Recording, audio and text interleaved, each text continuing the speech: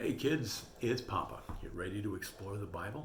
Now, today I'm not going to ask you to turn to a place in the Bible because we're going to be talking about Exodus, Leviticus, Numbers, and Deuteronomy.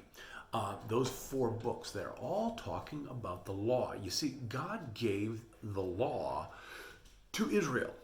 He didn't give it to the Gentiles. He said, what's a Gentile? Well, you're a Gentile, I am a Gentile, we're all Gentiles. You see, you're either a Jew or you're a Gentile.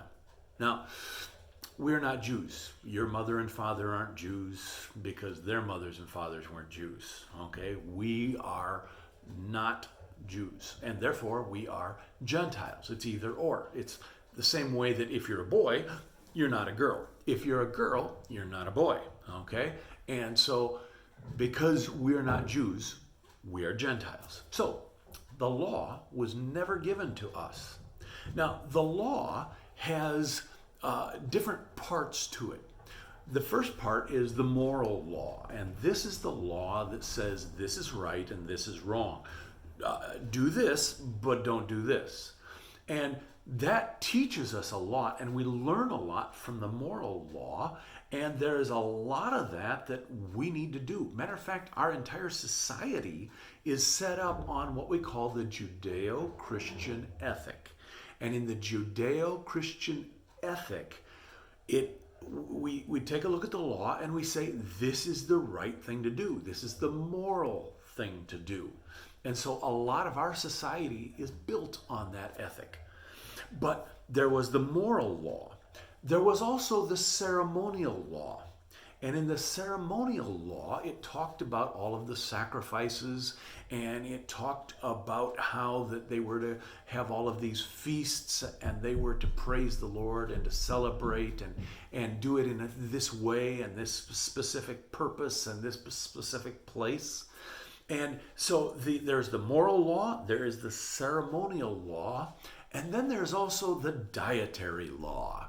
Now, the dietary law was just for the Jews, and I'm so thankful, because in the dietary law it said they couldn't eat pigs. I like bacon. And so, you know what? They couldn't have any of that. Now, we're not going to get into all of the details of the dietary law, but there was a lot of it that was good because it was for washing hands and washing your dishes and all of that. And that's good. And it really talked a lot about the fact that God understood germs. Why? Because he created germs. And so there was all of that that's good for us to follow today because it's just plain clean. But there's a lot of that was just for the Jews and just during the age of law. Matter of fact, after the age of law, when Christ went back up to heaven and they were going to be in the beginning of the book of Acts where they were going to be going out and evangelizing, God sent down a sheet full of all of these unclean animals to Peter and said, Peter, rise, eat. And Peter said, no, I won't do it. Those are unclean. I've never had any of those. And God said, hey, what I have made clean, don't you call unclean. And he did that 3 times before Peter finally got it through his head that things were changing. But what I need you to understand was that, first of all, the law was only given to the Jews, not the Gentiles.